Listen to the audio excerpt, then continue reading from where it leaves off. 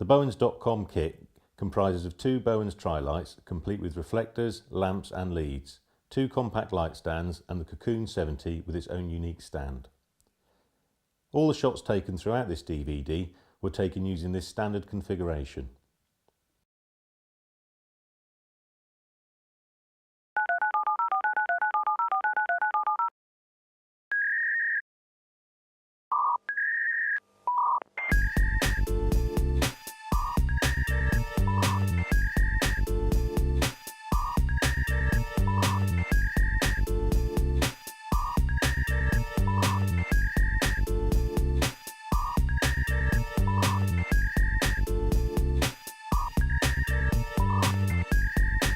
Hello and welcome. I'm Mike Fieldhouse, and over the course of this programme I'm going to show you how to get the most out of your camera and the Bowens.com Tabletop Studio. Digital technology has revolutionised photography, with today's cameras capable of producing superb results shot after shot. But have you ever looked at your pictures and wished they looked more professional? The problem isn't with your camera, it's with your lighting. The secret of all good photography has always been in the lighting. And the Bowens.com Tabletop Studio will help you improve your lighting and therefore take better shots. Whether your shots are to show clients or friends what something looks like, for use in a product catalogue shot, or to advertise on the web, you need your shots to look perfect. The COCOON has been designed to be used anywhere, in the office, at home or on location, just about anywhere you can imagine, and is intended to eliminate the need for a photographic studio. All you need is a corner of your office, a couple of chairs, or the COCOON stand, and you're ready to go. Now the COCOON has got 3 shooting apertures. The lower one for shooting objects from the front or the side, the extended one in the middle, giving you a range of possibilities, and the upper one, which is ideal for shooting objects overhead. The COCOON is also translucent on all sides, giving you endless possibilities with lighting and great creative flexibility. It also has a seamless all-in-one back and base, meaning no more unsightly lines running through the background of your shots.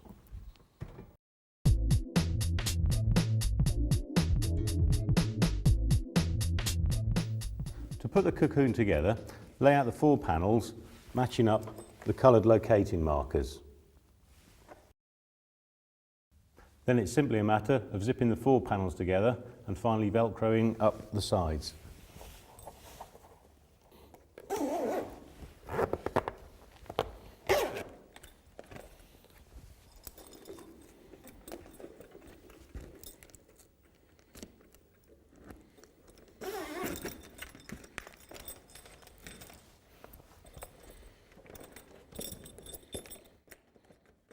As you've already seen, the .com kit comes with a medium-sized COCOON 70, which is ideal for shooting objects up to 23 by 30 centimetres. Though if you prefer, there are 2 other models in the COCOON range. The smaller COCOON 40, which is designed to shoot very small objects up to 12 by 18 centimetres, and the larger COCOON 130, which will shoot products up to around 40 by 55 centimetres.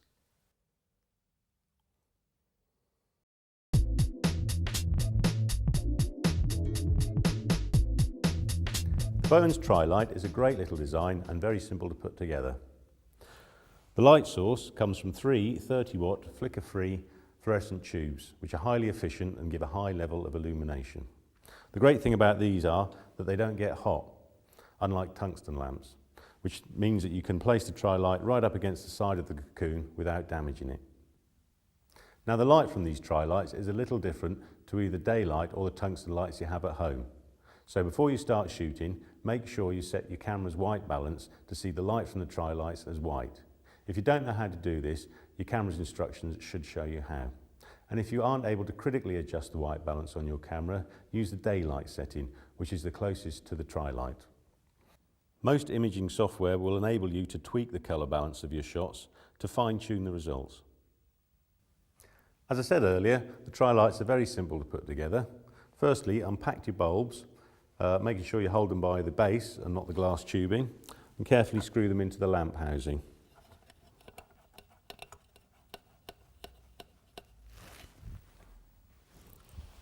Once you've got your 3 lamps screwed in, Next, locate the reflector dish onto the lamp housing and tighten up the 3 thumb screws.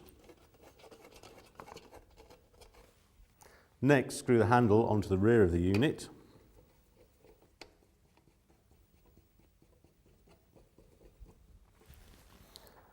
Then place the centre column rod in the front of the unit.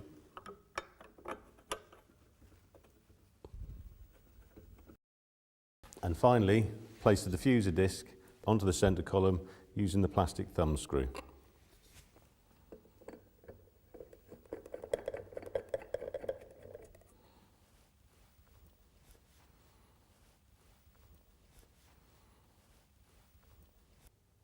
Right, with our COCOON and TRI-LITEs now set up, we're ready to start taking professional looking photographs. The only other thing is, I would strongly recommend that you use a sturdy tripod when taking all your shots. There are 2 good reasons for this. Firstly, it will eliminate what is called camera shake, which is slight movement of the camera during exposure, which causes the picture to look slightly blurred and is often mistaken for the picture being slightly out of focus. Secondly, using a tripod will help you to compose your pictures with more thought.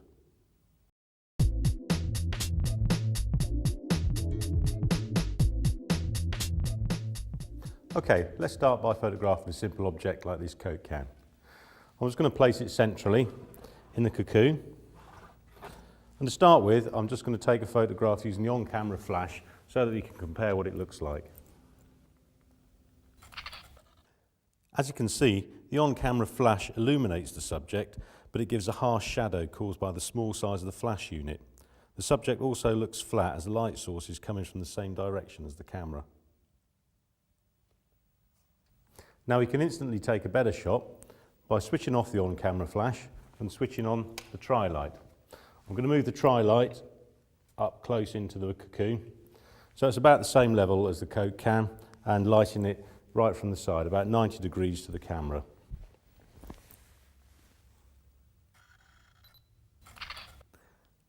You can see that our subject is now 3-dimensional and much more appealing. Now you can see the different effect where you place the light in relationship to the Coke can has.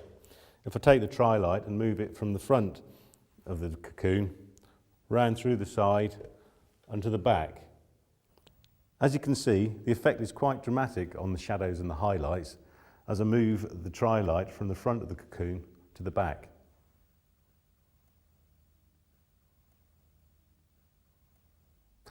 Okay, so let's now move the TRI-LITE to the front and we'll take a shot here to see what the difference is.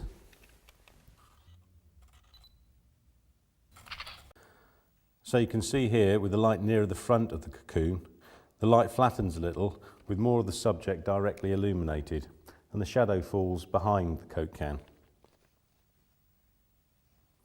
Now if we move the TRI-LITE to the rear of the COCOON and take a shot here, you can see here that the shadow now falls forward of the Coke can and the subject is partially silhouetted, created by the backlighting. The distance away from the COCOON that the light is also has some effect. When it's close up, we can light with some degree of accuracy.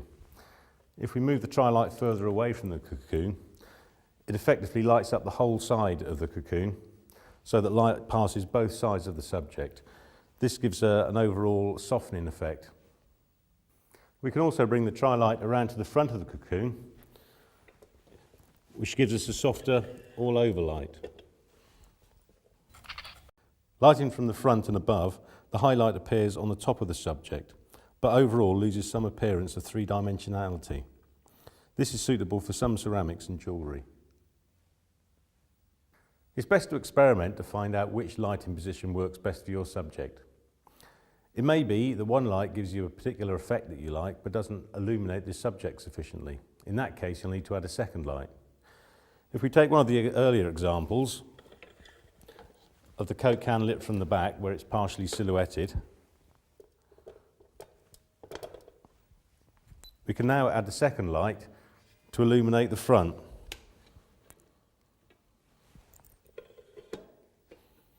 So the 2 lights are practically opposite each other.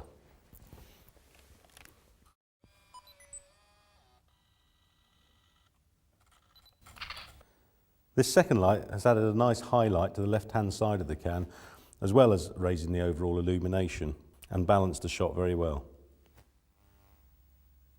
You should find that the automatic exposure controls on your camera take care of everything for most of these shots.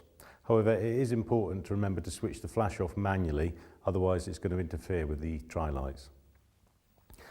Another good effect we can create is backlighting. For this, we'll move one of the lights round to the rear of the cocoon, lowering it a little. And just to demonstrate the effect this light has, I'm going to switch that light off and take a quick shot.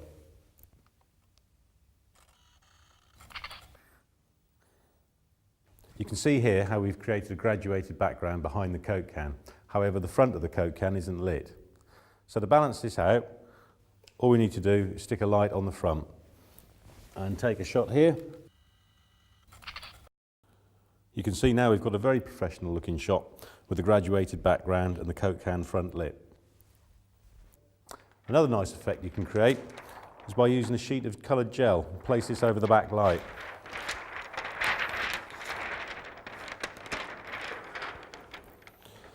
This now gives us a blue graduated background, which can be very effective.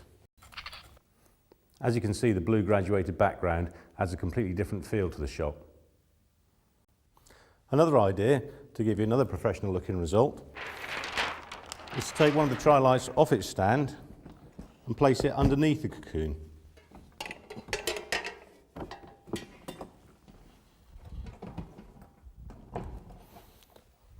Now the effect that this gives is to light the Coke can from underneath, giving you a glowing effect.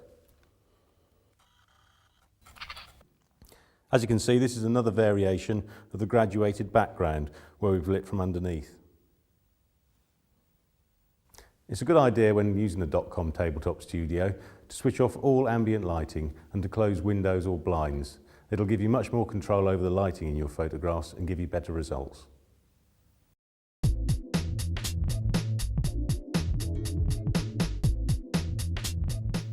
Okay, so we've had a look at some of the basic lighting principles using the Coke can. Now let's have a look at photographing another item and introduce a few more ideas.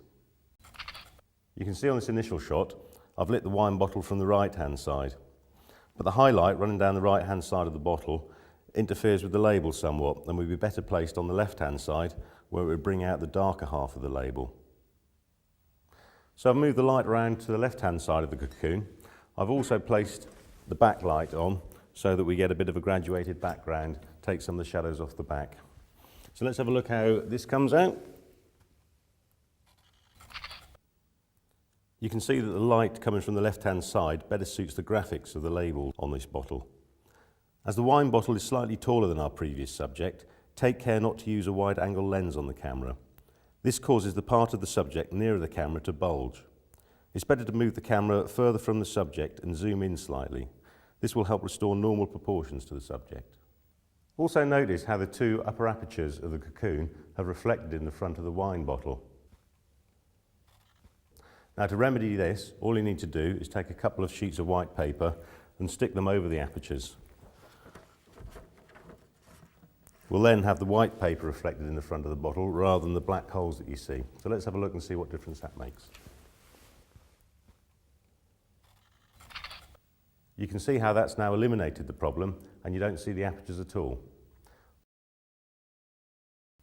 Another thing we can do to add some interest to the shot is to use a small piece of black paper like this, about 2 centimetres wide, and use a bit of masking tape to fix it to the side of the cocoon.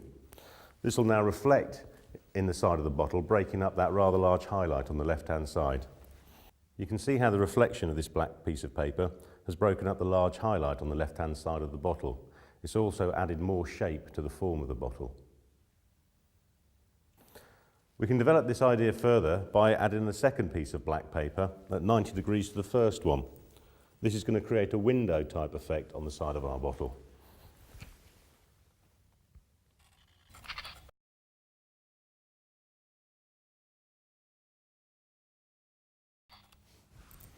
You can take this idea as far as you like. Here I've added several more strips onto the side of the cocoon to create this complex pattern.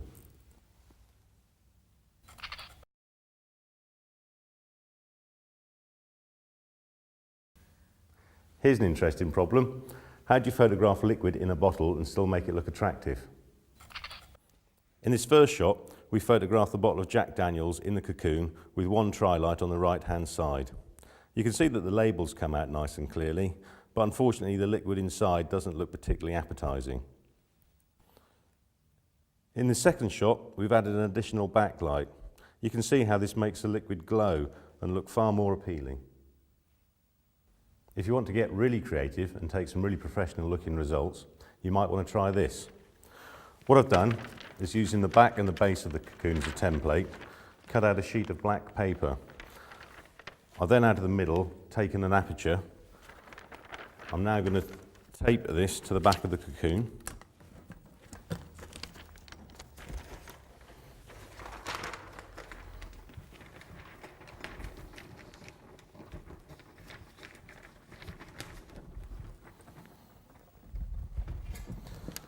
So now we'll be able to shine a light through the back here, but masking out a lot of the light.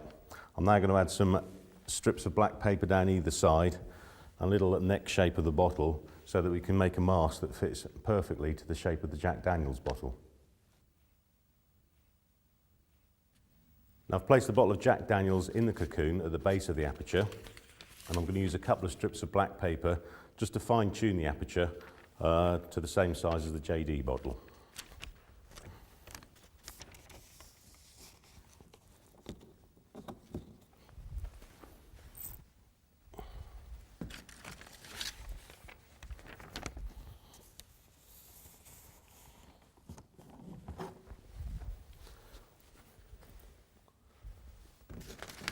Finally, I've cut out the shape of a bottle top, which I'm going to stick at the top, that'll mask off around the top of the bottle.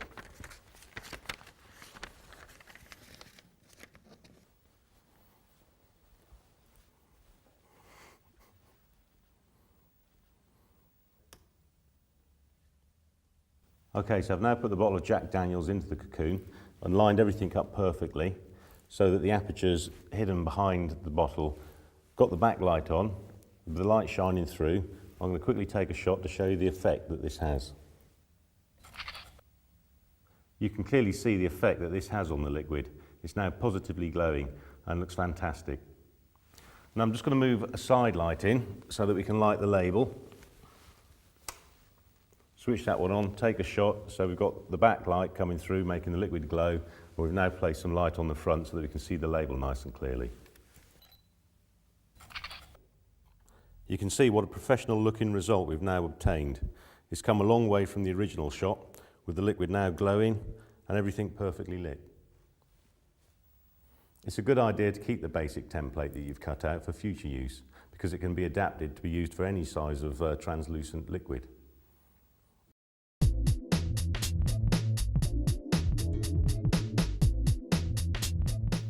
The cocoon is also ideal for photographing ceramic objects. But you have to be careful when photographing them that you get the lighting exactly right.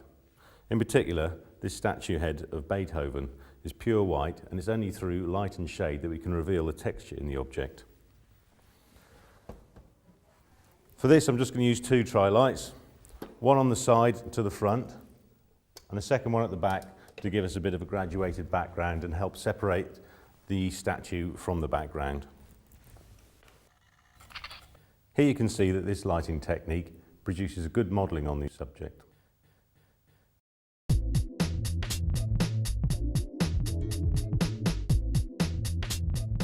Silver objects are some of the most difficult objects to photograph. They act like a mirror, reflecting everything around them. If we pop this in the cocoon with the TRI-LITE on either side, and have a quick look at the results we get from that.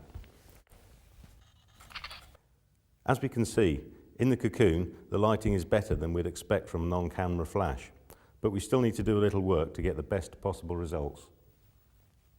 First thing we need to do is move the lights back so that the silver object is reflecting the whole wall of the cocoon and not just a spot from the TRI-LITE itself. Now, with more light bouncing around inside the cocoon, it helps reduce the overall contrast and gives us good illumination of our subject. However, we still need to remove the dark reflections caused by the apertures of the cocoon. So to eliminate those dark reflections, I'm going to use these small white pieces of paper to cover the apertures, like we did with the red wine bottle. I'm also going to add a couple of black strips of paper down either side to give more form and shape to the silver object.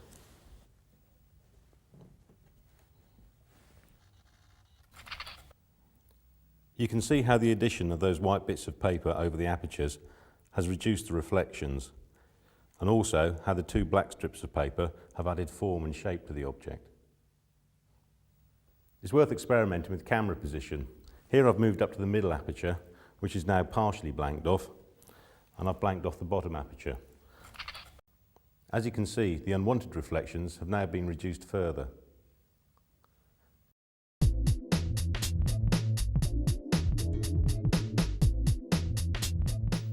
Okay, we've had a look at photographing single items.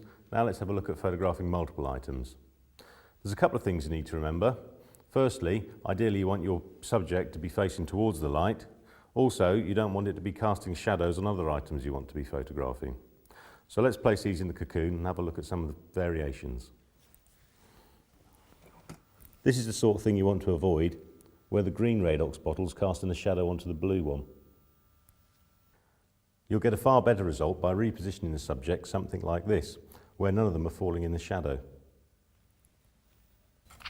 At the moment, the three bottles are just lit by the one TRI-LITE to the front and right-hand side. But with the addition of a second TRI-LITE behind, the graduated background adds a feeling of class to the image. The product also has a degree of translucency, and the product now becomes visually more interesting. Okay, so with that all set up, let's take the final shot and see what it looks like. So there you go. Using a very simple setup, we've created yet another very professional looking result. And here's another idea you might like to try.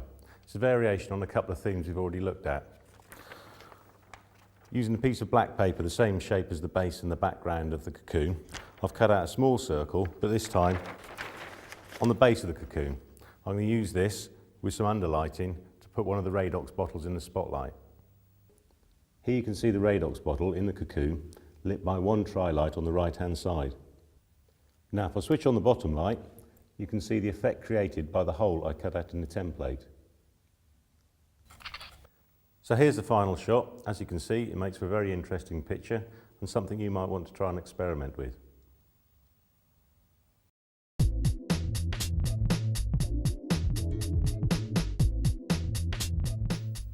The photographing of glass or crystal objects is notoriously difficult. They present their own unique challenges. Firstly, let's have a look at how this globe looks taken in the cocoon using the on-camera flash. As you can see, the camera flash has difficulty in lighting something that is virtually invisible. And secondly, where light is reflected and refracted, the results are more than a little unpredictable. In the cocoon, we can start to solve these problems. Firstly, by placing the light to one side, we're able to show the design more effectively, as light is reflected off the etched surface, which appears lighter than the rest of the subject. By placing the light behind the globe, the effect is almost like a negative. The etched surface now appears darker than the surrounding crystal. Finally, another interesting way you could attempt to photograph this globe is going back and using one of the principles we've already looked at on the Radox bottle, where we've lit from underneath solely. This creates a very dramatic effect, as you can see. When the globe is placed over the square cut in the black template, it becomes lit from within using just a single TRI-LITE. This same technique can be used for lighting many glass objects or ornaments.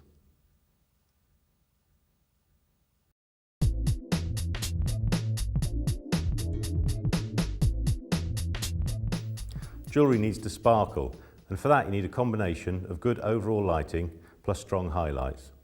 Also, you need to consider the size of the objects you're photographing. Most jewellery objects are quite small, and for that we'll need to raise the height of the objects. I'm going to use a small box placed in the cocoon.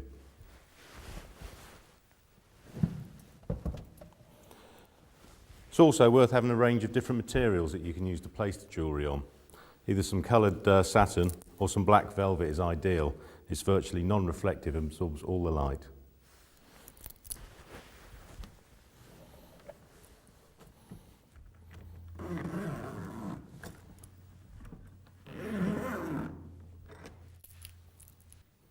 Okay, so we've placed the black velvet into the cocoon.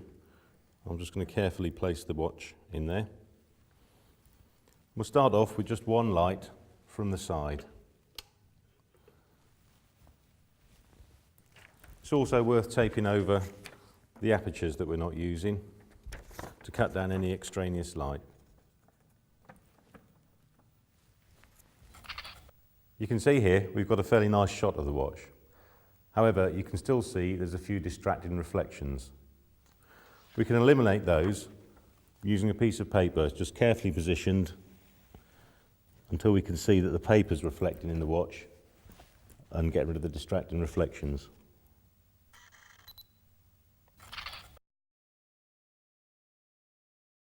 If you want to bring out more detail in an object, you can bring a second light in from the other side.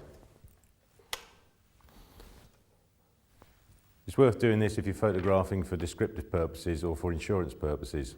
Also, it might be worth putting a ruler in there so that you get an idea of the size of the object.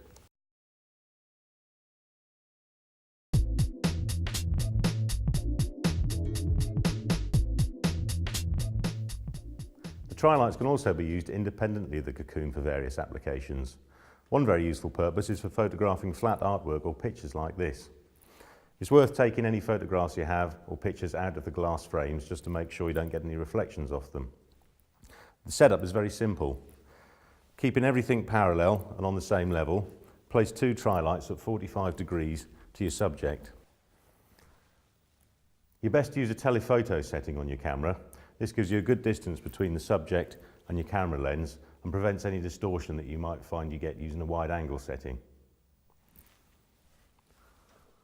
The TRI-LITEs, due to their diffuse nature, give you a good overall illumination of the photograph.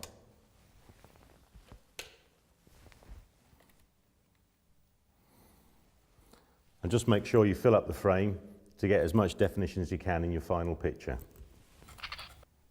As you can see, we've obtained a perfect copy of the original with good overall illumination and no hotspots.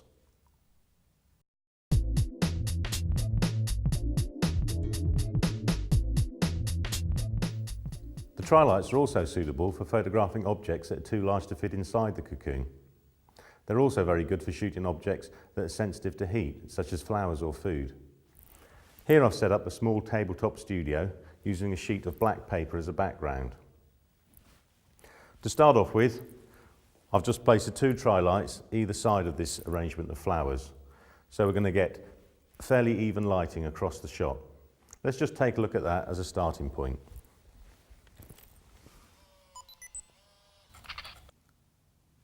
You can see that we've got a good descriptive shot of the flower arrangement here, but the overall result is looking rather flat. We can introduce more interest to the photograph by moving one of the lights further away, creating more shadow and depth into the image. Although I've used a black paper background here, you could use anything you wanted, such as satin or crushed velvet works equally as well. We can add further interest and drama into the shot by moving one of the lights behind the subject.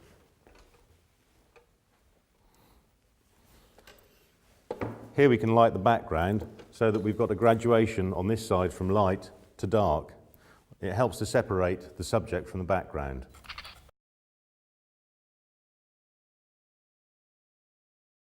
Another interesting effect can be created by taking this backlight and shining it onto the back of the subject. Try and keep as much of it off the background as possible, and this way we're just going to highlight some of the area around this part of the flower arrangement.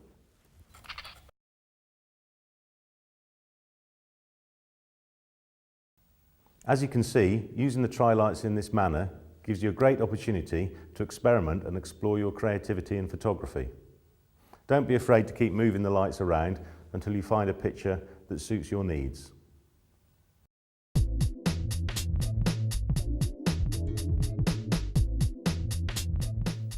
Finally, let's have a look at some portrait photography. Today our model is Sujin, and I'm going to start off by taking a photograph with the on-camera flash. I've seated Sujin on a small bar stool just to help with the positioning. It's a lot better than having somebody stand there, helps your model feel more relaxed. I've also left a bit of room between the white wall background and Sujin here. Let's have a quick look, see what it looks like with the on-camera flash. Okay, just Bring your chin down a little. That's a nice little smile. Okay, good. As you can see, the on-camera flash is very unflattering. It's very harsh lighting and bleaches out some of the face. Also, the shadow behind is rather distracting. Not a good shot all in all. Using the TRI-LITEs, we can quite drastically improve on that on-camera flash shot. Firstly, I've positioned one TRI-LITE here, which is slightly higher than Sujin's eye line, coming in at about 30 degrees towards her. This gives a nice natural lighting effect. The second TRI-LITE I've placed behind Sujin, lighting the back wall. This gives good separation between the background and Sujin. You'll notice that I'm hand holding the camera for these shots. That's just my personal preference. You might want to use a tripod.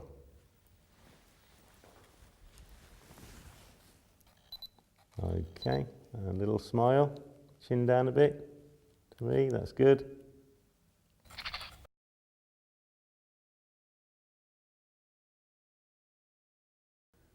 Here's a handy bit of kit you might want to invest in. Bowens make this collapsible reflector. Very easy to store away and great for filling in shadows. You can see the difference this makes as we move the reflector in. Do you see how it fills in the shadows? Depending on where we move it, it creates a different effect. And then taking it out again.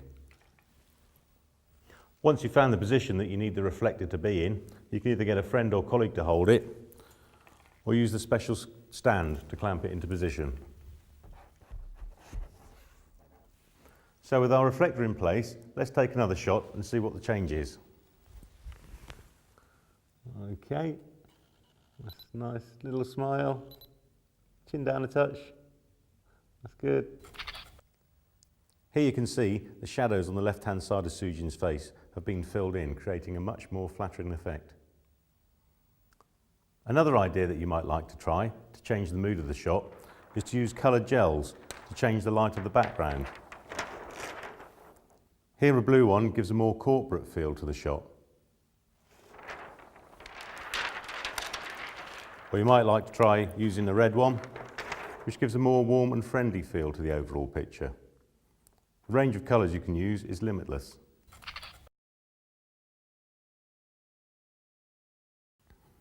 Of course, you don't need to use a plain background. Here I've used some grey crushed velvet, but some plain office curtains would work equally as well. Also, for a bit of a change here, I've used the second light, not to light the background, but to light Sujin from the back here, to give it a nice hair light around here. So let's just have a quick look and see how this changes the shot.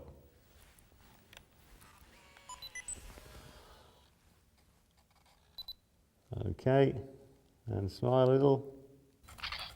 Super. You can see here in the photograph the nice effect that backlight has, just highlighting the hair and the shoulder. Also, the crushed velvet looks nice and complements the photograph well. So we've now reached the end of the programme. Thank you for watching, and I hope you've enjoyed it. Hope you've picked up plenty of useful hints and tips as well on how to utilise the Bowens.com Tabletop Studio to gain the maximum out of it and your photography. So from me, Mike Fieldhouse, and everyone here at Bowens International, goodbye for now and good luck.